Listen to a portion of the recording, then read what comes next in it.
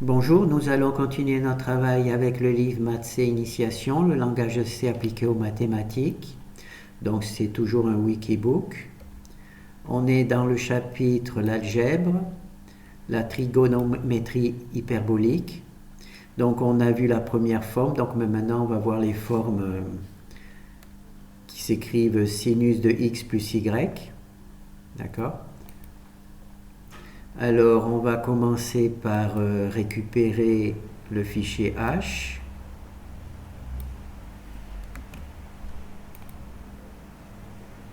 Voilà, le fichier H. Alors il s'appelle, ce fichier H, il s'appelle FG. Comme il existe déjà, on le remplace. Alors ce que l'on veut étudier aujourd'hui, c'est le sinus hyperbolique de x plus y. Et on va essayer de montrer que c'est égal à cette valeur-là. D'accord?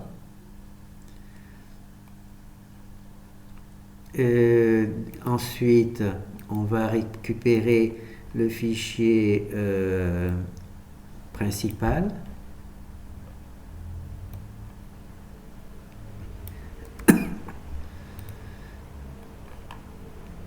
On le lance. Voilà. Alors là, il y a bien G et là, il y a bien G, donc c'est bon. Tout va bien. Donc ici, on a le sinus hyperbolique. D'accord? X plus Y, c'est égal à cette valeur. Enfin, on va essayer de montrer que c'est égal à cette valeur-là. Et on voit que du point de vue numérique, on a bien le même résultat avec x, y, avec ces valeurs pour x, y. On va juste mettre des valeurs un petit peu différentes. 3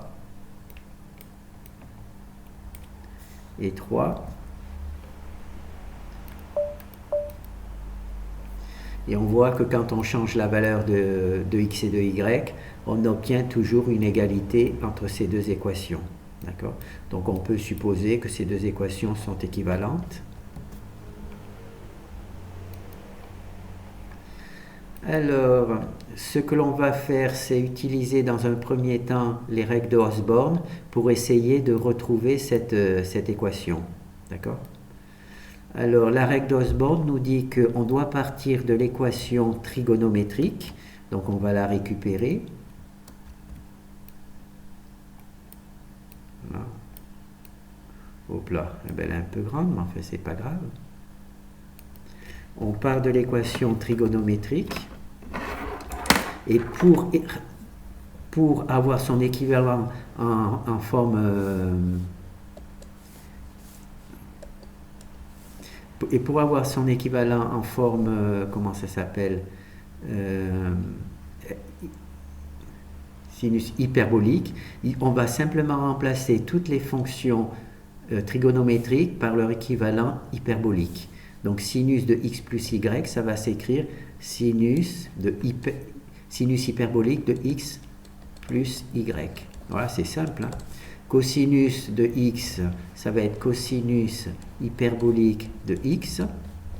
Sinus de y, c'est sinus hyperbolique de y, plus, et là, sinus hyperbolique de x, cosinus hyperbolique de y. Donc c'est tout simple.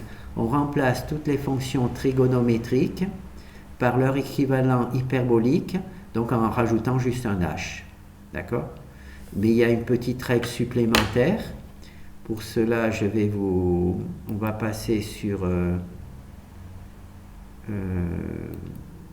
la deuxième équation.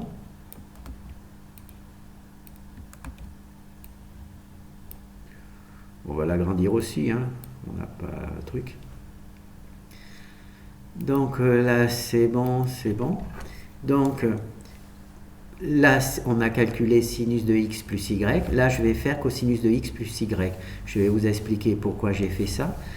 Là, on va faire exactement, on va appliquer la règle de Osborne. De la même manière, on remplace tous les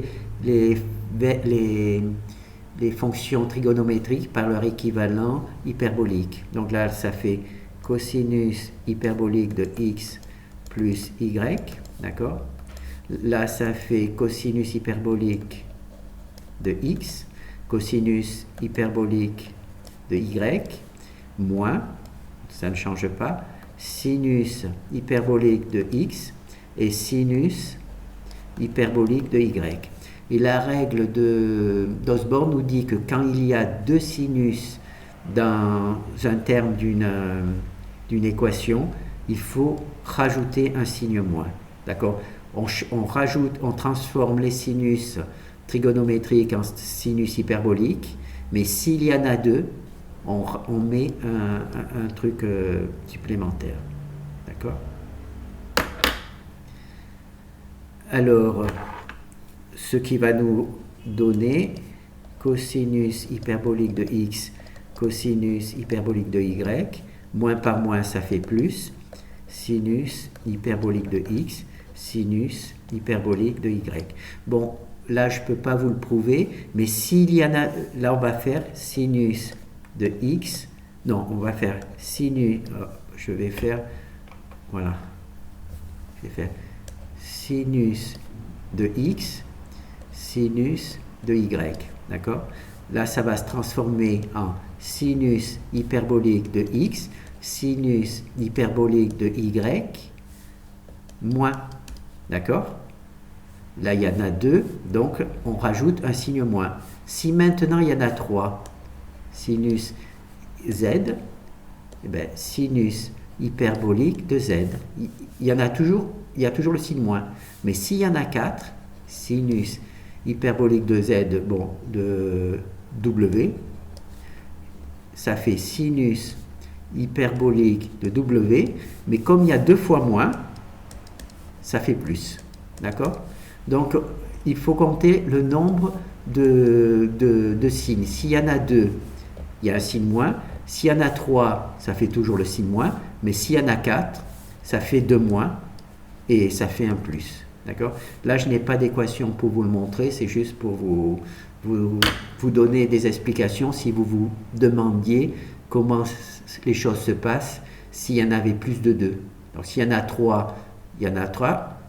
Il y a toujours un seul signe moins. S'il y en a 4, il y a 2 moins. S'il y en a 6, il y a 3 moins. S'il y en a 8, il y a 4 moins. D'accord? Donc ça va par 2. C'est la règle d'Osborne. D'accord? Donc ça, c'est bon. Alors maintenant, ce que l'on va essayer, c'est de voir si l'on peut... On va essayer de voir si l'on peut... si l'on peut, de manière algébrique, retrouver cette valeur. D'accord? On va voir si l'on peut de manière algébrique retrouver cette valeur. Donc, la préférence, police, la 17, ça fait un peu beaucoup. On va mettre 16. Allez, 15. Allez, 16. On va voir. 16, et bien c'est bon. Parce que j'avais mis 17, mais 17, les lignes sont cassées. Il y a des lignes qui étaient cassées. Dans le 17, ça l'agrandit. Alors, j'utilise cet éditeur de texte parce que celui-là où je peux écrire avec, les pages sont trop courtes. À moins que je ne sache pas les régler, mais les pages sont trop courtes. Donc, je ne pourrais pas avoir ça sur tout le texte sur une seule ligne. Alors, ici, nous avons ce que l'on souhaite, c'est ça. Ce que l'on souhaite, c'est essayer de montrer que par une manipulation algébrique, on peut créer un lien entre cette équation et celle-là. Puisque du point de vue numérique, on obtient les mêmes valeurs, mais comment obtenir cette équation-là par manipulation algébrique? Comment on peut vérifier que l'on peut vraiment passer de l'un à l'autre? Ah ben d'accord, là aussi il passe pas. Hein. D'accord, d'accord. Voilà. Donc, d'accord. Donc je suis obligé d'un peu corriger. J'ai voulu mettre un peu plus d'espace, mais oui, c'est une bonne idée parce que les corrections sont faciles. Donc ici, nous avons la définition mathématique du sinus hyperbolique à partir de la fonction exponentielle. Ça, il faut l'accepter, hein. On n'a pas le choix, d'accord? Donc ça, c'est la première truc. Et ici, on a deux égalités que l'on a prouvées dans la version précédente, d'accord? Pour obtenir que ceci est égal à ceci, il suffit de remplacer sinus hyperbolique par cette valeur-là, d'accord? Et cosinus hyperbolique par la valeur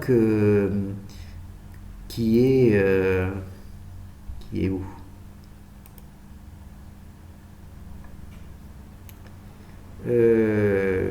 Non, sommaire. Voilà. Alors, sinus hyperbolique, il est ici. Voilà, je vais la récupérer. Voilà. Hop. Pour obtenir cette valeur-là, il suffit d'introduire dans cette équation-là sinus hyperbolique par sa valeur, c'est-à-dire celle-là, hein, la même, d'accord, et cosinus hyperbolique par sa valeur, les cosinus hyperboliques par leur valeur, par la valeur en version exponentielle, d'accord. Ça, c'est les définitions mathématiques, d'accord, ça ne se discute pas. Et pour obtenir cette équation-là, si vous remplacez les sinus hyperboliques et les cosinus hyperboliques par leur valeur, par leur définition exponentielle, vous obtenez cette égalité. Et si vous faites la soustraction de cosinus hyperbolique moins sinus hyperbolique, vous obtenez cette égalité-là. D'accord? Donc là, c'est bon. Ça aurait été mieux de laisser les cosinus de ce côté et puis les sinus de l'autre, mais enfin, c'est pas grave. D'accord? Donc là, on a les... Donc ces deux choses-là sont bien définies, on les a calculées, donc c'est bon. Celle-là, c'est la définition mathématique, on l'a acceptée, et ces deux valeurs-là, on les a calculées et on a vérifié qu'en effet, on obtenait bien ces valeurs-là, d'accord, dans la vidéo précédente. Donc nous, on va partir de la définition du sinus hyperbolique, et on va remplacer le grand X par x plus y, puisque ce que l'on veut calculer, c'est sinus hyperbolique de x plus y. Donc, on va simplement remplacer la définition de départ en remplaçant les x plus y, le grand X par x plus y. Et par la même occasion, on multiplie par 2 pour l'égalité, pour mettre le 2 de ce côté et neutraliser le dénominateur. D'accord ? Ensuite, là, on a des propriétés de la fonction exponentielle qui nous permet de transformer cette somme en produit de deux exponentielles et cette somme d'exponentielles en produit de deux exponentielles. D'accord? Ensuite, la forme e de x, on a vu sous forme hyperbolique, c'est ça. E de x peut être remplacé par cette valeur-là. Et e de moins x, exponentielle de moins x en base e, peut être transformé par cette valeur-là. C'est ce que l'on fait ici. Celui-là, on le transforme par cette valeur-là. Celui-là, on le transforme par cette valeur-là. D'accord? C'est ce qu'on a vu tout à l'heure. Et cette valeur-là, on la transforme par celle-là. Et celle-là, la différence, c'est le y, on le transforme par cette valeur-là. D'accord? Donc on se retrouve avec une somme, enfin une différence de deux produits. On va simplement développer ces produits. Donc quand on développe sinus de x par sinus de y, sinus de x par cosinus de y, on obtient cette partie-là. Ensuite il y a le moins. Et quand on développe le deuxième terme de la soustraction, on obtient cette valeur-là. D'accord? Alors là on s'aperçoit qu'il y a des petits signes. D'accord, des petites parenthèses, donc on va les neutraliser. On va neutraliser les parenthèses qui sont dans le calcul des termes. Et ensuite, on va neutraliser le moins, la dernière parenthèse avec le signe moins. Donc on va travailler de manière algébrique pour que les parenthèses disparaissent. Et c'est ici que les parenthèses ont disparu. D'accord ? Ensuite, là, on s'aperçoit que si on prend moins sinus de sinus, sinus hyperbolique de x, sinus hyperbolique de y moins, on a la même version mais en plus. Donc ces deux-là se neutralisent. Et si on prend... où il est le moins là? Il a disparu. Il a disparu. Hop. Voilà. Il a disparu. Hop.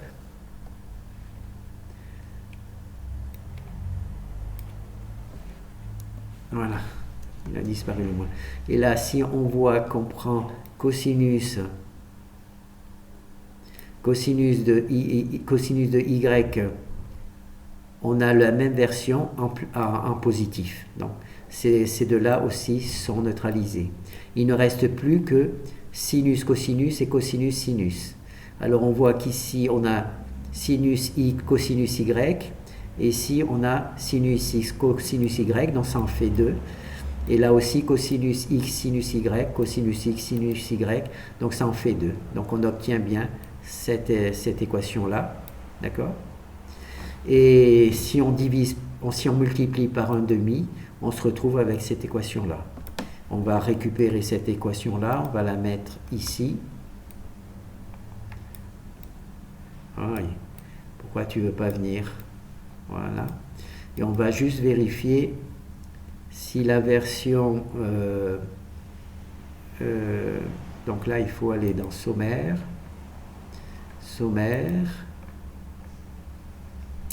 Donc là, dans la bonne forme, on va juste vérifier, oui, si on obtient le même résultat avec la version numérique que l'on a essayé. Donc là, on va l'agrandir un peu aussi, voilà. Donc sinus de x, cosinus, donc on a exactement la même version, d'accord? Donc on abandonné. Donc on a vu qu'on a pu obtenir cette équation. On a pu obtenir cette équation soit avec la règle d'Osborne en partant des trucs trigonométriques, d'accord, en remplaçant toutes les fonctions trigonométriques par leur équivalent hyperbolique, et en ajoutant un moins s'il y a deux sinus qui dans le même terme de l'opération. Donc là, on est passé de là à là. Enfin, on est passé de la forme trigonométrique à la forme hyperbolique. Et ensuite, on a vu que par manipulation algébrique, on pouvait bien retrouver cette équation. On va essayer de faire la deuxième. Alors, la deuxième, c'est FK.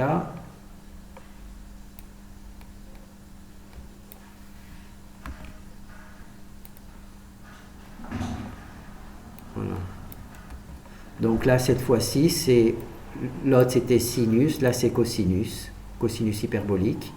Donc ça va être, je la fais en même temps puisque c'est l'équivalent, hein, donc c'est très très proche. Enregistrer. Donc on va maintenant récupérer le fichier principal qui correspond. Alors, ah d'accord, j'ai neutralisé c'est pas grave. Je vais faire un nouveau fichier. Alors je vais l'appeler comme ça. Voilà, fichier enregistré sous.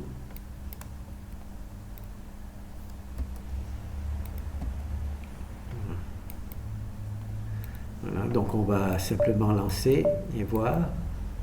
Donc quand on donne cette valeur-là à x, à y, on s'aperçoit que cette équation-là et cette équation-là donnent la même valeur. D'accord? C'est une bonne chose. On va rapidement changer les valeurs. On va mettre 3.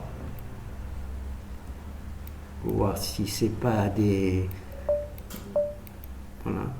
Donc là, quand on a changé les valeurs, et pour ces deux équations, on obtient exactement la même valeur. Donc c'est bon, hein? C'est bon.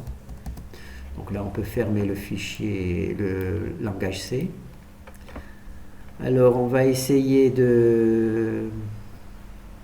Oh, ben, on va refaire la forme d'Osborne, puisque c'est intéressant, puisque celle-là, elle a un petit truc en plus. Donc alors, les règles de Osborne nous disent que pour transformer pour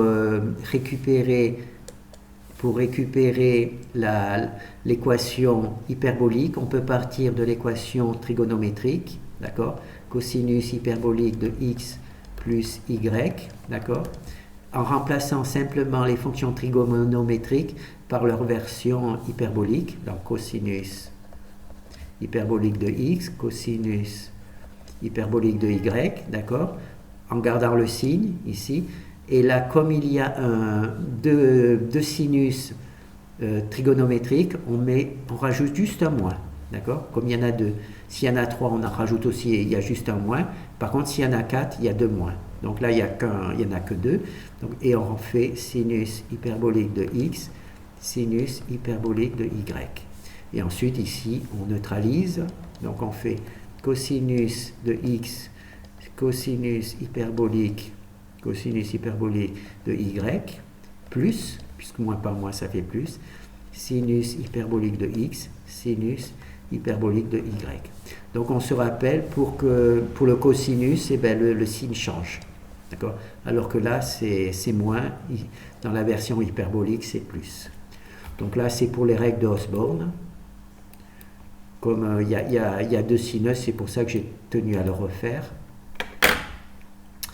Alors là, maintenant, ce qu'on va essayer, c'est de récupérer...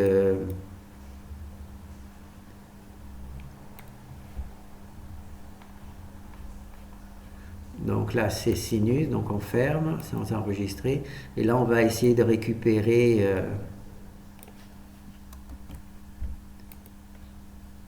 non, c'est pas ça que je veux. On va essayer de récupérer l'éditeur de texte. Voilà. Alors là, il faut un petit peu mettre des returns partout. Là.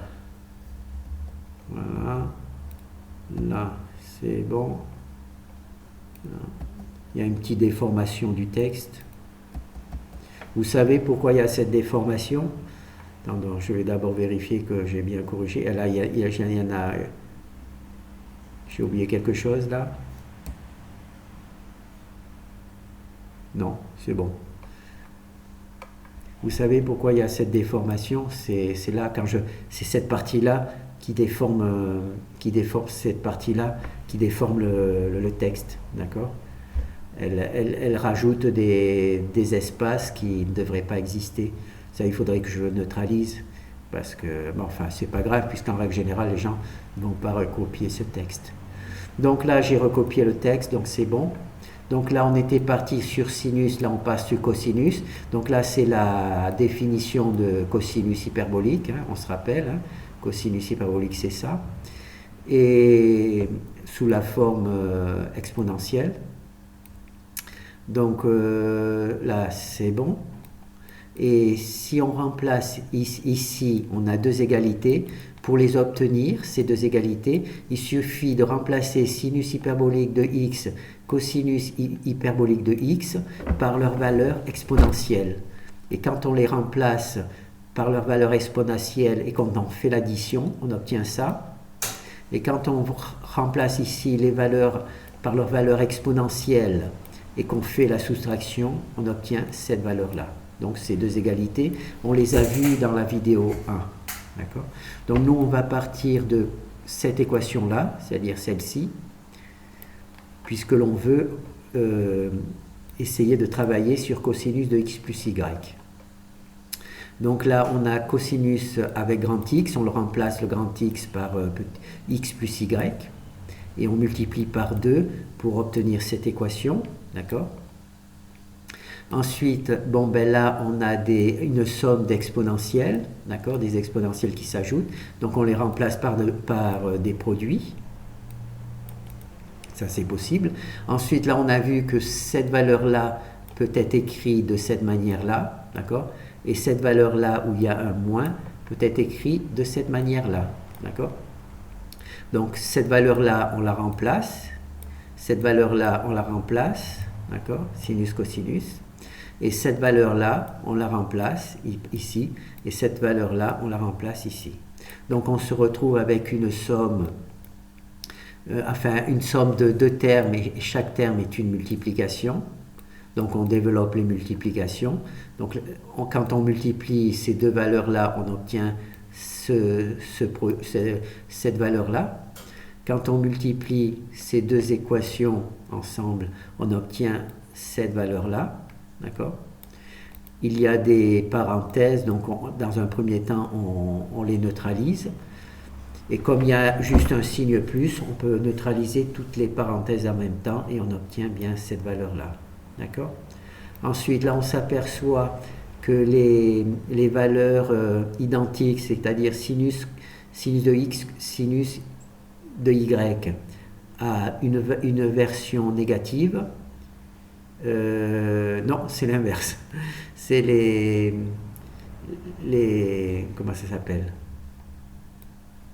C'est les sinus cosinus qui ont une version négative, sinus cosinus y, et là on va voir ici, donc sinus cosinus de y négatif, et là sinus de x cosinus de y positif. Donc ces deux valeurs se neutralisent, et où il est le deuxième moins? Il est là. Cosinus de x cosinus de y, et cosinus de x, cosinus de y positif. Donc là, c'est le négatif et le positif. Donc, on ne se retrouve plus qu'avec des termes dont les coefficients sont identiques. Sinus, sinus, cosinus, cosinus, sinus, sinus, cosinus, cosinus. Donc, on voit que ces deux termes sont identiques, donc on peut les ajouter. Et ces deux termes sont identiques, donc on peut les ajouter, ça en fait 2. On multiplie par 1/2 et on obtient cette équation. Voilà, que je récupère ici. Voilà, que je mets là. Et je vais juste vérifier que l'on obtient la même chose avec, comment ça s'appelle? L'équation que l'on a utilisée pour faire les calculs numériques.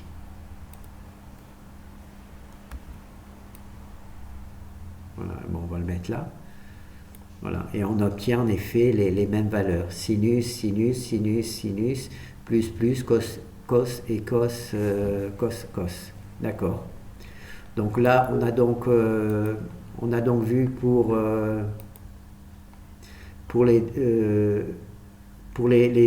ces deux travaux, c'est-à-dire sinus hyperbolique plus x, y et cosinus hyperbolique de x plus y, on a montré qu'avec la règle d'Osborne, on peut retrouver l'équation à partir des équations trigonométriques, et on peut aussi, à partir de manipulations algébriques, retrouver ces deux égalités. Voilà. Donc là, on a fait le boulot.